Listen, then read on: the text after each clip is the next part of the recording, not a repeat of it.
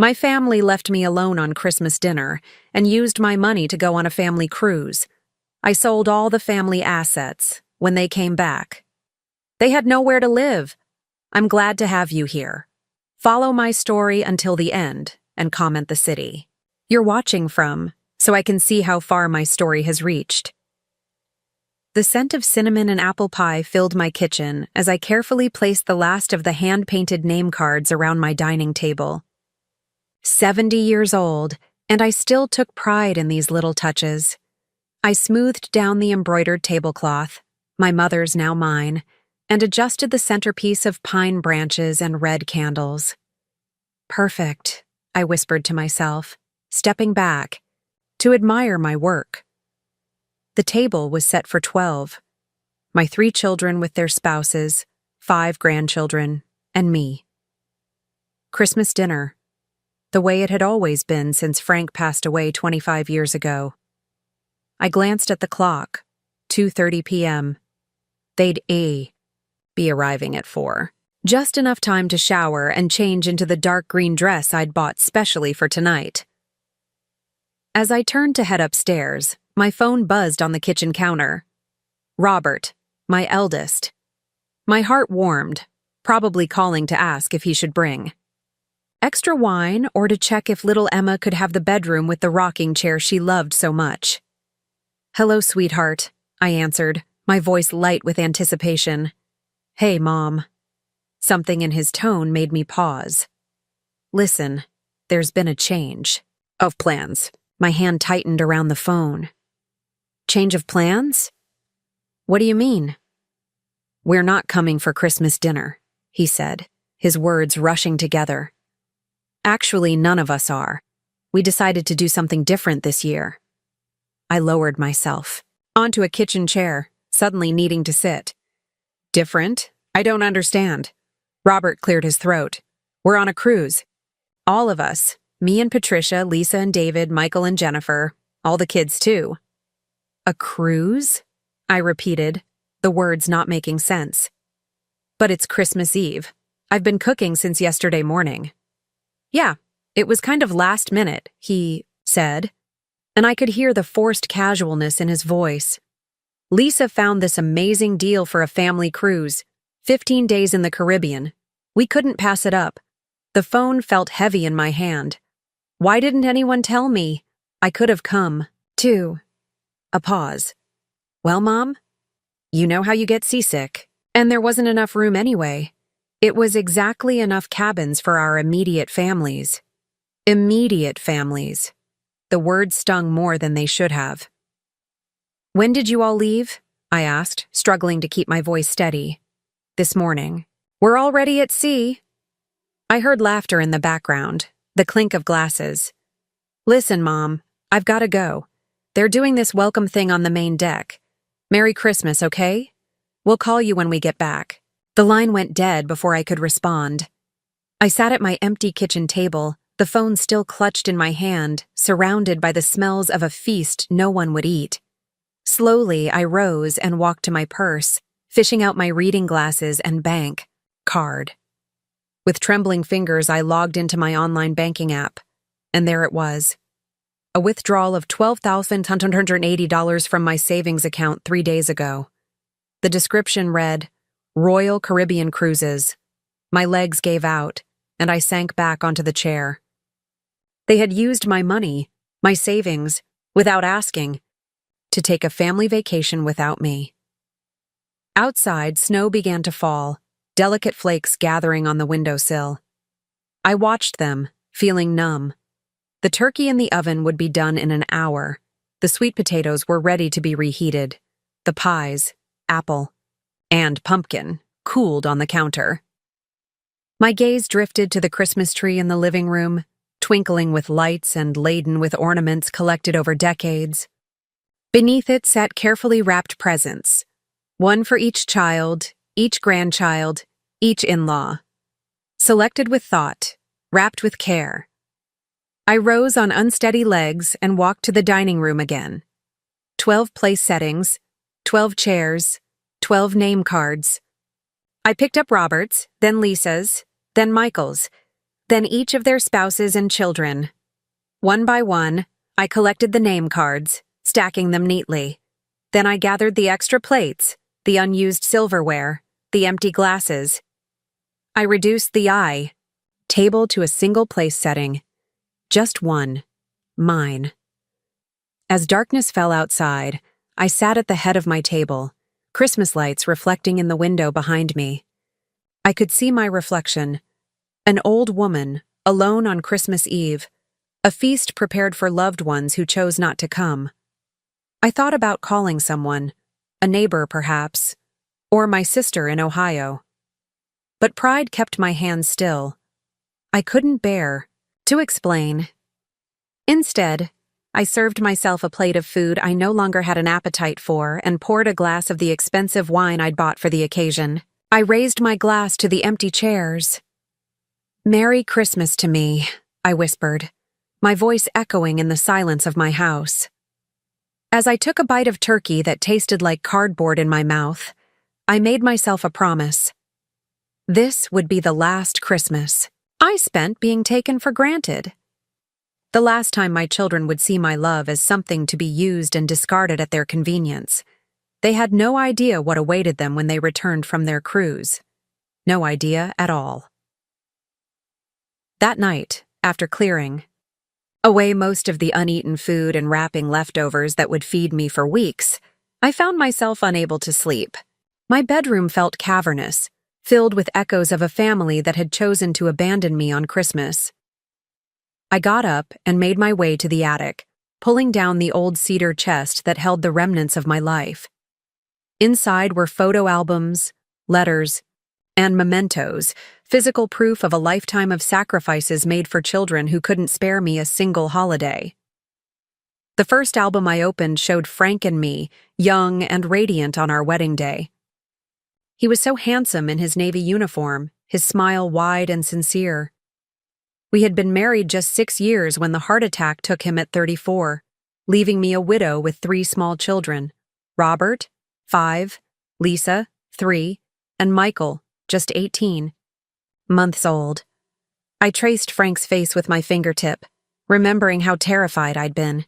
It was 1979, and suddenly I was alone with 3 children and a mortgage. Frank's life insurance had paid off most of the house, thank God, but it wasn't enough to support us long term. The next album showed the children growing up: Robert's first day of school, Lisa's ballet recital, Michael's baseball games. What the smiling photos didn't reveal was how I'd worked 2 jobs for 15 years to keep this roof over their heads. Secretarial work during the day, waitressing 4 nights a week. My sister Nancy would watch the kids on those evenings, and I'd come home long after they were asleep, my feet swollen, my back aching. I flipped through pages of holidays past, Christmases where I'd managed to get each child exactly what they wanted, though it meant I went without new clothes or proper winter boots. Birthdays where I'd stayed up all night making elaborate cakes because I couldn't afford to buy them from the bakery. One photo made me pause: Robert's high school graduation. He was beaming in his cap and gown, holding the keys to the used car I'd scraped and saved to buy him. What the picture didn't show was that I'd taken on extra shifts for 6 months to afford it, or that I'd continued driving my own car until it literally died on the highway 2 years later. I found Lisa's college acceptance letter tucked into another album. She'd gotten into NYU, her dream school, with a partial scholarship. The remaining tuition had nearly broken me financially, but I'd never let her know that. I remortgaged the house, silently, stoically. When she graduated and landed her first job at a publishing house in Manhattan, her success felt like mine too. Then came Michael's rebellious years.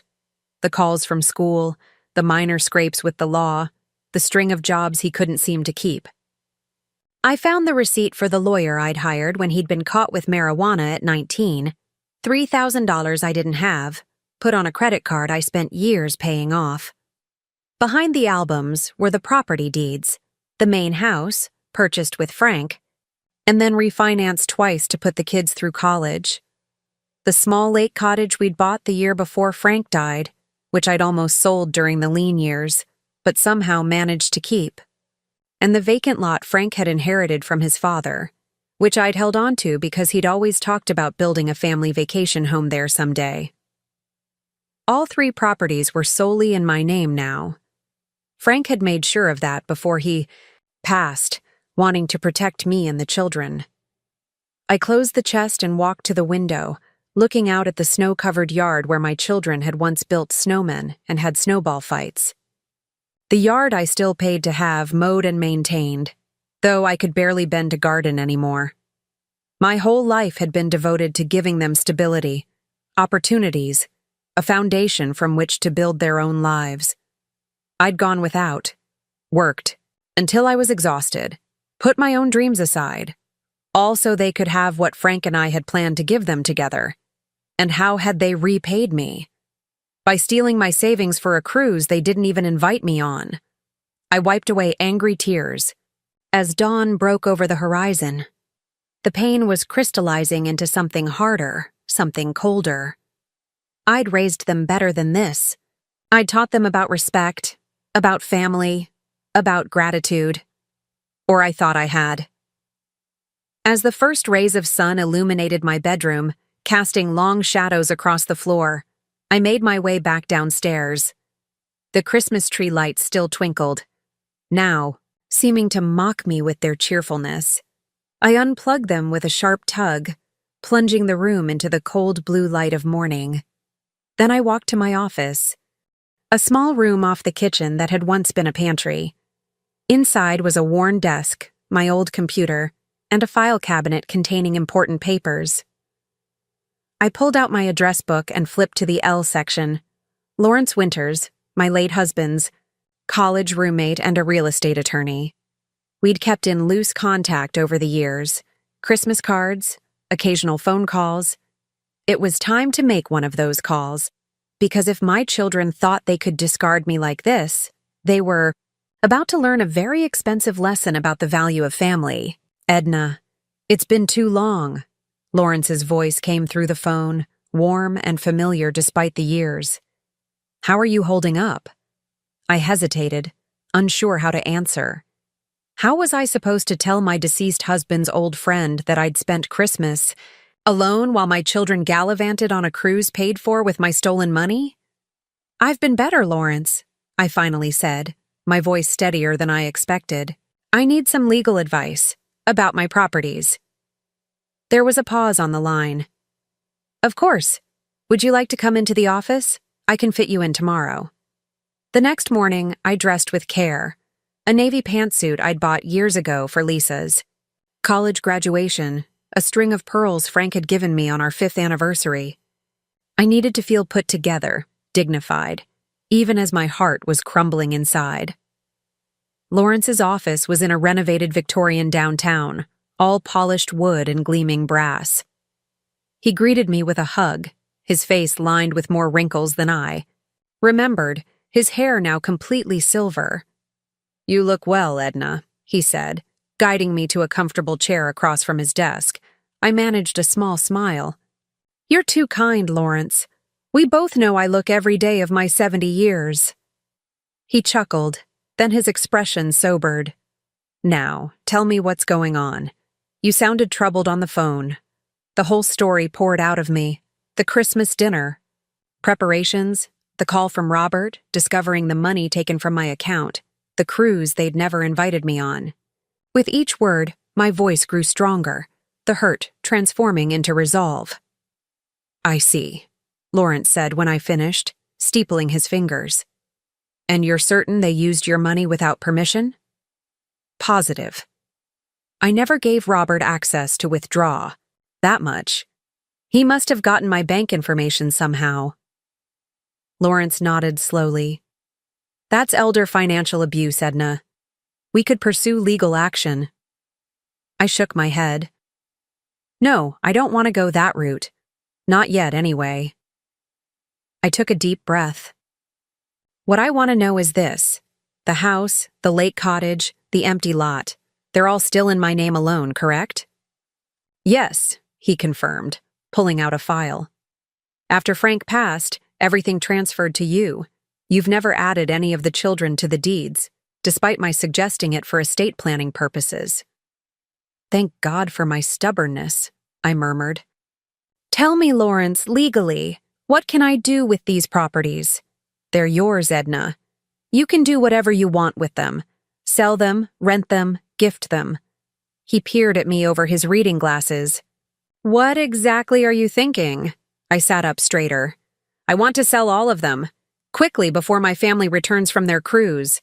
Lawrence's eyebrows shot up. All of them? Even the main house? Especially the main house, I said firmly. Edna, he said gently, this is a major decision. One often made in the heat of emotion. Perhaps you should— I cut him off. Lawrence, I spent 45 years in that house, raised my children there. Every corner holds a memory. But do you know what my children see when they look at it? I didn't wait for his answer. Dollar signs. They see their inheritance, property, values, what they can get from me when I'm gone. I leaned forward. I found something when I was looking for the property deeds. A brochure for Sunny Pines Assisted Living with notes in Robert's handwriting about convincing Mom it's time. They were planning to put me in a home, Lawrence. After the holidays. After returning from their cruise. Lawrence's face darkened. I see. No, you don't, I said, my voice breaking slightly. My children, whom I sacrificed everything for, were planning to take my home, my independence, and my dignity. They were just waiting for the right moment. I composed myself, straightening my spine. I refuse to be a burden they need to deal with. I refuse to be an inconvenience they plan around. And most of all, I refuse to leave them a windfall they clearly don't deserve. Lawrence studied me for a long moment, then nodded. All right, Edna. If you're certain this is what you want, I'll help you. The market is strong right now. We can likely sell all 3 properties quickly, especially if we price them competitively.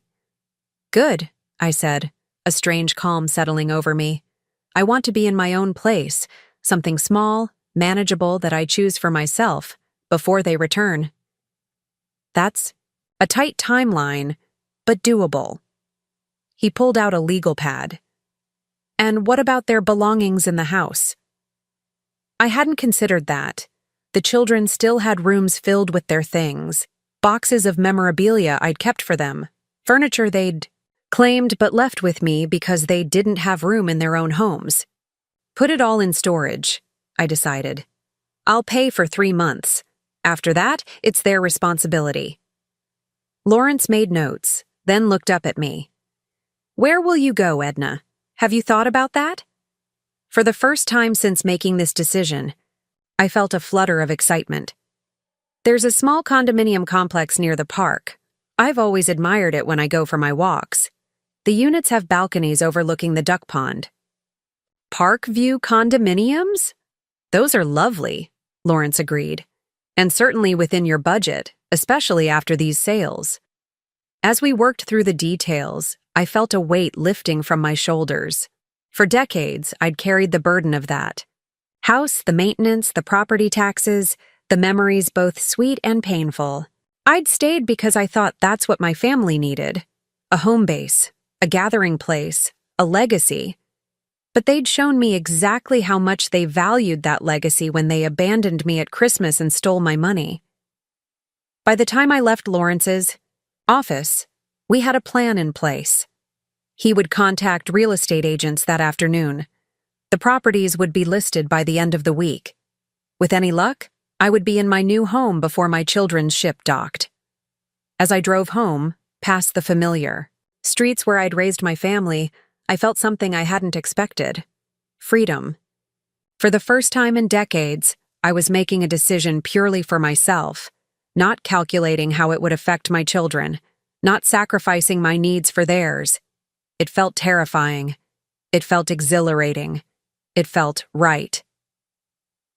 The next 2 weeks passed in, a whirlwind of activity that left me little time to dwell on my children's betrayal. Lawrence had been true to his word, connecting me with Mary Ellison, a real estate agent specializing in quick sales. These properties are gems, Mrs. Warren. Mary said during our first meeting, her eyes gleaming as she toured my home. The market is hot right now and inventory is low. If we price them right, they'll move fast. And move they did. The lake cottage sold first, just 3 days after listing, to a young couple eager for a weekend retreat. They paid cash, allowing us to close quickly. The vacant lot went next, purchased by a developer who'd been eyeing that area for years. The sale of those 2 properties alone provided enough for my new condo and a comfortable financial cushion. The main house, my home for 45 years, took slightly longer, but by the end of the second week, we had multiple offers. I accepted, one from a family with 3 young children. The mother had tears in her eyes when she walked through the backyard. "I can just see our kids playing here," she said, smiling at me. "This is a home where memories are made." I nodded, remembering, pushing my own children on the swing set that used to stand under the oak tree. "Yes, it is." While the sales moved forward, I found my perfect new home, a 2-bedroom condominium on the 2nd floor of Parkview, with a balcony overlooking the duck pond just as I'd imagined. The building had an elevator, a small fitness room, and a community space where residents gathered for coffee each morning. At my age, the idea of neighbors close by was comforting rather than intrusive. The condo itself needed updating. The kitchen was straight out of the 1990s, and the carpet had seen better days. But it was mine. Not a repository of family history or expectations, but a fresh start. With each day that passed, my resolve strengthened. There were moments of doubt, of course. Times when I'd find myself standing in Robert's old bedroom, running my fingers over the height marks on the doorframe, or sitting on the window seat in Lisa's room where we'd read stories together. And my heart would ache with memories. But then I'd remember Christmas Eve, the silent house, the uneaten food, the phone call that changed everything, and the doubt would vanish, replaced by a steely determination. I hired a moving company to pack only what I wanted to take: my bedroom furniture, my favorite living room chair, family photos, carefully selected, Frank's desk, my kitchen essentials, and personal items I couldn't bear to part with. Everything else would go to the children's storage unit or be donated to charity. "Are you sure you want to leave the dining room set?" the moving foreman asked, eyeing the solid cherry table and chairs that had been the site of countless family meals.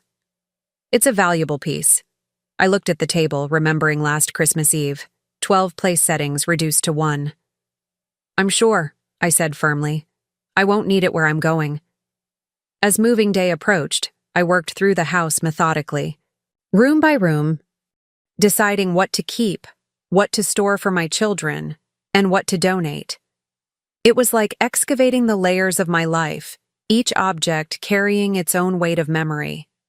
In Robert's old desk, I found a shoebox full of birthday cards I'd given him over the years, each with a handwritten note inside. In Lisa's closet, there was the prom dress I'd sewn by hand when we couldn't afford the one she'd wanted from the department store. In Michael's room, I discovered the guitar I'd bought him for his 16th birthday, the one he'd played for, 3 months before abandoning it for a new interest. I placed these items in carefully labeled boxes, along with other mementos I thought they might want someday. The rest, furniture they'd left behind, childhood trophies, old school projects, went into the storage unit I'd rented for them.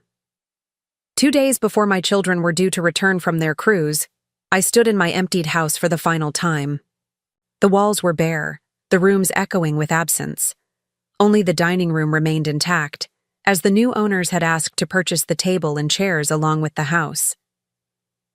I walked through each room slowly, saying goodbye to the space that had sheltered my family through decades of joy and sorrow. In the kitchen, I remembered teaching Lisa to bake cookies. In the living room, I saw Christmas mornings, birthday celebrations, movie nights. In the backyard, I pictured summer barbecues and winter snowball fights. This house had been more than walls and a roof. It had been the foundation of our family life. And now I was walking away from it.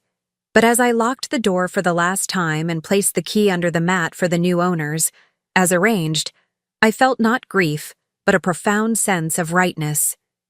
This chapter of my life had ended. It was time to begin a new one.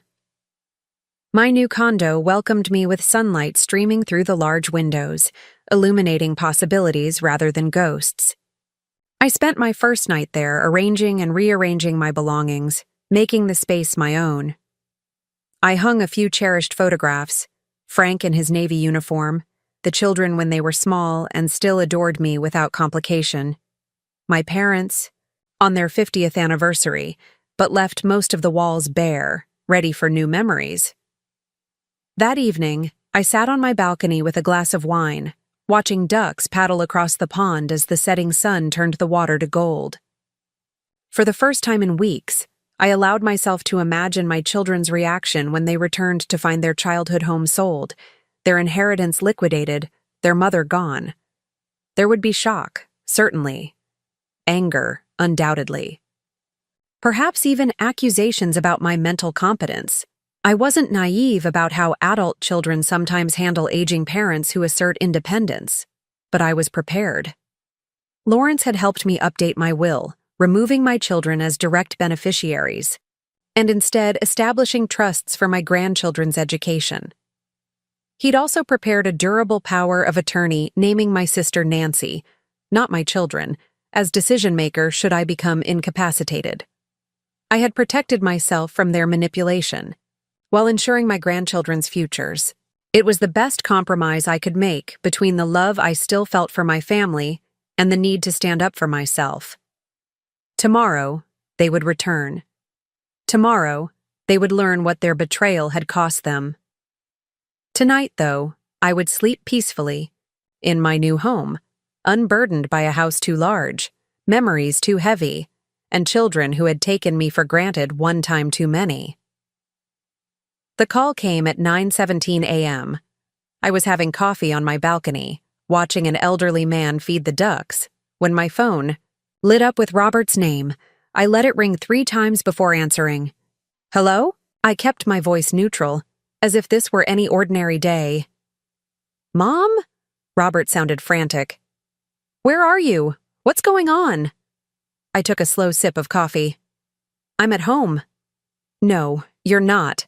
We just pulled up to the house, and there's another family moving. In! They said they bought it from you. So they'd gone straight to the house from the cruise. Of course they had. They needed to drop off their luggage, shower in their own bathrooms, sleep in their own beds. Not once had they called to check on me during their 15-day vacation. Not a single text asking if I was okay. Yes, I sold. The house, I said calmly. And the lake cottage. And your father's lot. Silence filled the line, followed by what sounded like Robert covering the phone to speak to someone else. I could hear raised voices in the background. Lisa's high-pitched tone, Michael's deeper one. Mom. Robert's voice returned, strained, with forced patience. What do you mean you sold the house? Where are you going to live? Where are we going to stay when we visit? Where's all our stuff? I've moved to Parkview condominiums. As for your belongings, I've put them in a storage unit. I've paid for 3 months. After that, it's your responsibility. I gave him the address and access code. The keys are with the manager. This is insane, Robert sputtered. You didn't even discuss this with us. Like you discussed. Taking $12,180 from my savings account for your cruise? I countered, my voice still even. Or like you discussed plans to put me in Sunny Pines assisted living after the holidays. Another stunned silence. How did you... He began, then stopped abruptly. Mom, that was just research. We were looking at options for the future, that's all. My future, I corrected him, which is now secure, in a home I chose, paid for with money from properties I owned. But those properties were our inheritance. Lisa's voice suddenly came through. Robert must have put me on speakerphone. You had no right to sell them without talking to us first. My hand tightened around my coffee cup. I had every right, Lisa. The deeds were in my name alone. An inheritance implies I'm dead, which, despite your apparent wishes, I am very much not. That's not fair, Mom, Michael chimed in. We never said we wanted you dead. No, you just wanted me out of the way in a retirement home while you divided up my assets, I replied. Much more considerate. You're blowing this way out of proportion, Robert said, his tone condescending. We were just starting to think about the future. Your future. You're not getting any younger, Mom. No, I'm not, I agreed. Which is why I decided to take control of my remaining years, rather than leave my fate in the hands of children who abandon me at Christmas and steal my money. We didn't steal, Lisa began. Robert took $12,180 from my account without my knowledge, or permission to pay for a family cruise I wasn't invited to join. I interrupted. What would you call it? No one answered. Mom, Robert finally said, his voice softer now, cajoling. You're upset, and I understand. But selling everything is an extreme reaction. Let's talk about this. Where are you? We'll come over and we can work this out. I could almost see him, the same expression he'd worn as a teenager when caught breaking curfew, the one that said, I know I messed up, but I'm counting on your love to let me off the hook. No, Robert. There's nothing to work out. The sales are final. You can't be serious, Lisa said, her voice cracking. What about all our memories in that house? What about Dad? How could you just sell it out from under us? The mention of Frank sent a pang through my heart, but I held firm. Your father would be appalled at how you've treated me. He worked so hard to provide for us, to make sure I'd be taken care of after he was gone. Do you think he'd approve of you using my money behind my back? Of planning to put me in a home so you could have my property? It wasn't like that, Michael protested weakly. It was exactly like that, I countered. And I've put a stop to it. Where are we supposed to go now? Lisa demanded, anger replacing her initial shock. We just got off a cruise ship. We need to shower, to sleep. I'm sure you can afford a hotel with whatever's left of my $12,180, I said dryly. Or perhaps you could stay with friends. That's what I would have done had I been included in your family vacation plans. This is ridiculous, Robert snapped, his placating tone evaporating. You're acting like a spiteful child, not a 70-year-old woman. Have you lost your mind? Actually, I've found it, I replied. For years, I've put your needs above my own.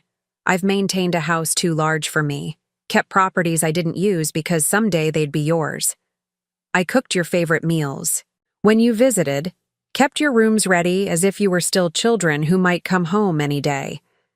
I bent my life around yours, and how did you repay me? By excluding me from your Christmas plans and helping yourselves to my savings. I took a deep breath. No more. My life is my own now. My money is my own. My home is my own. You'll regret this, Lisa said, her voice cold. When you're old and lonely and need help, you'll regret pushing us away. Her words stung, but I refused to show it. I was old and lonely this Christmas, Lisa. The difference is now I'm choosing it on my terms, not having it forced upon me by my children's neglect. Fine, Robert's voice returned, hard with anger. If this is how you want it, fine. But don't come crying to us when you realize what a mistake you've made. I won't, I promised, and ended the call. I sat there for a long time after, watching the ducks on the pond, my coffee growing cold. The confrontation had gone much as I'd expected. Shock, anger, accusations, attempts to make me feel guilty. But what surprised me was how little their words had hurt. The pain I'd felt on Christmas Eve had been like a raw, open wound.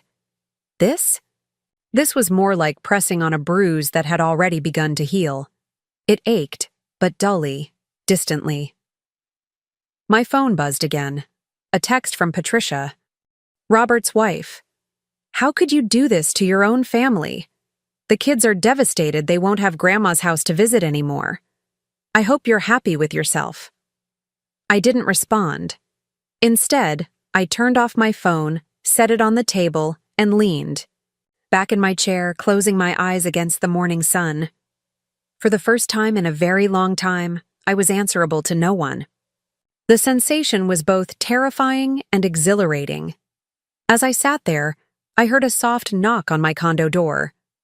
For a moment, I tensed, wondering if my children had somehow tracked me down already. But when I opened the door, I found an elderly woman standing there, holding a small potted plant.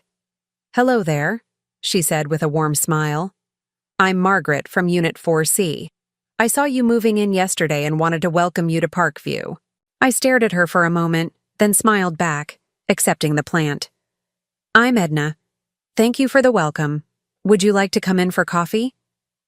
As Margaret stepped into my new home, I felt something unexpected. The first fragile tendril of a new beginning. 6 months had passed since the day I answered that fateful phone call from my children. 6 months of change, of growth, of learning who Edna Warren was beyond being a mother, a widow, a keeper of an empty family home. Spring had turned to summer, and my balcony garden flourished with herbs and flowers. I'd repainted the condo in colors I'd always loved, but Frank had found too bold. A soft sage in the living room, a warm terracotta in the kitchen. I'd replaced the dated carpet with hardwood floors, easier on my aging knees and much more elegant. More importantly, I'd built a new life. Every morning I joined the coffee group in the community room, where I'd found friends in Margaret who'd first welcomed me, and in Arthur, a retired English professor who shared my love of mystery novels.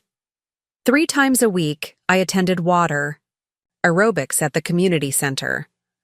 On Tuesdays, I volunteered at the library, reading to children during story hour. I was busier, more engaged, more myself than I had been in decades. My relationship with my children remained fractured. After our initial confrontation, weeks had passed with no contact. Then came cautious formal text messages, Robert letting me know they'd emptied the storage unit, Lisa asking for her grandmother's recipe box, Michael inquiring about some old sports memorabilia he couldn't find. I responded to these practical queries but maintained my distance emotionally. The wound was still too fresh, the betrayal too profound. They made attempts at reconciliation, of course. Mother's Day brought cards with carefully neutral messages. My birthday in June prompted stiff phone calls, but none of them apologized for what they'd done, and I refused to pretend it hadn't happened. My grandchildren were a different matter. Emma, Robert's 12-year-old daughter, had been the first to reach out, sending me a hand-drawn card with a message that broke my heart. "I miss you, Grandma. It's not the same without your house to visit." I'd called her immediately, assuring her that while the house was gone, I was very much still here. We arranged for her to visit my new home, and Robert reluctantly dropped her off one Saturday afternoon. "This is so cool, Grandma," she exclaimed, exploring my condo with unfeigned enthusiasm. "You can see the ducks from your balcony." That visit opened a door. Soon, my other grandchildren began coming by, sometimes with their parents waiting awkwardly, in the car, sometimes dropped off for a few hours. I took them to the park, taught them to bake in my new kitchen, helped with homework at my smaller but still welcoming dining table. Through them, I maintained a connection to my family, even as I established clear boundaries with my children. Today was special, though. Today marked exactly 6 months since I'd moved into Parkview, and I'd invited all 3 of my children, and only my children, for dinner. No spouses, no grandchildren, just us. As I prepared a simple meal of roast chicken and vegetables, I felt a strange calmness. This wasn't about reconciliation or forgiveness, not yet. This was about clarity, saying things that needed to be said, without anger or haste. They arrived together, a united front. Robert, still handsome at 46, his hair beginning to gray at the temples. Lisa, elegant at 44, wearing a dress that probably cost more than my monthly mortgage payment. Michael, boyish at 42, fidgeting with his car keys as if planning a quick escape. "Come in," I said, stepping aside to let them enter my home. My new home, which none of them had yet visited. "Thank you for coming," they murmured polite greetings, their eyes darting around, taking in the transformed space. Gone were the familiar antiques and heirlooms that had filled our family home. In their place were new pieces I'd chosen just for me. A comfortable sectional sofa, perfect for my shorter stature, artwork that spoke to my taste, not Frank's, a sleek television mounted on the wall where I watched my favorite shows without apology. "It's nice," Lisa offered, sounding surprised. "Very modern." "Thank you," I replied, gesturing toward the dining area. "Please sit down. Dinner's ready." We settled around my table, small enough that we couldn't avoid looking at each other, but large enough that no one felt crowded. I'd set it with my new dishes, not the china we'd used for family meals for decades. After serving the food, I took my seat and looked at my 3 children, these adults who had come from my body, whom I had raised with love and sacrifice, who had wounded me so deeply. "Before we eat, I want to say something," I began, my voice steady. "6 months ago, I made a decision that shocked all of you. I sold properties you expected to inherit. I moved without consulting you. I established a life separate from the one you'd envisioned for me." Robert started to speak, but I held up my hand. "Please let me finish. This isn't about blame anymore. It's about understanding." I looked each of them in the eye. "For 45 years after your father died, I defined myself as your mother.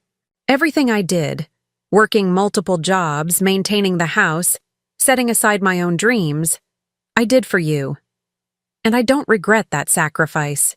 It was my choice, made from love." I paused, took a sip of water. "But somewhere along the way, that sacrifice became expected rather than appreciated. I became a convenience in your lives, a free babysitter, a holiday host, a keeper of your childhood rooms, not a person with my own needs and feelings." "Mom, that's not fair," Lisa protested.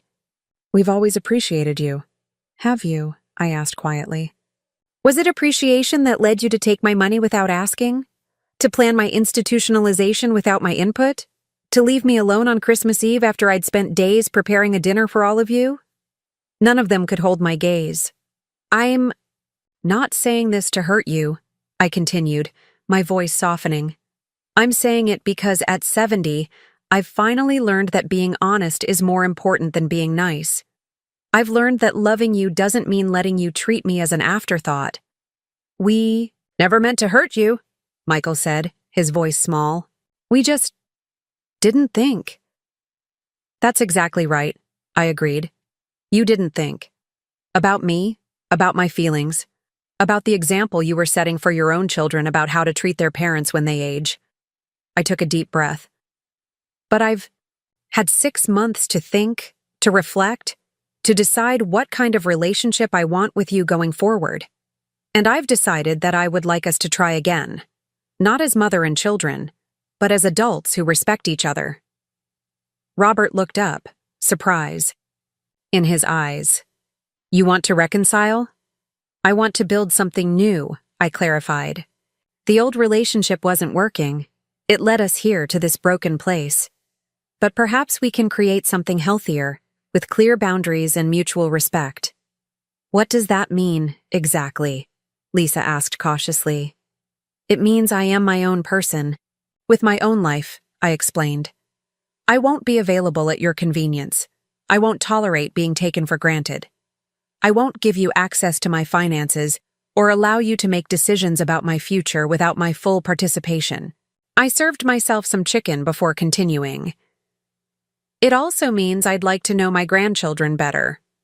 I'd like to be invited to family gatherings, not as the host, but as a guest who is wanted and welcomed. And someday, when I truly do need help, I'd like to be able to ask for it without fear of being steamrolled." Silence fell around the table as they absorbed my words. Then, surprisingly, Robert spoke up. "I'm sorry, Mom.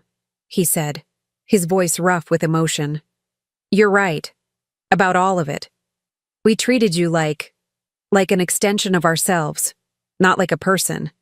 And what we did at Christmas was unforgivable. It wasn't your finest moment, I acknowledged, allowing a small smile. But it's not unforgivable. It's just unforgettable.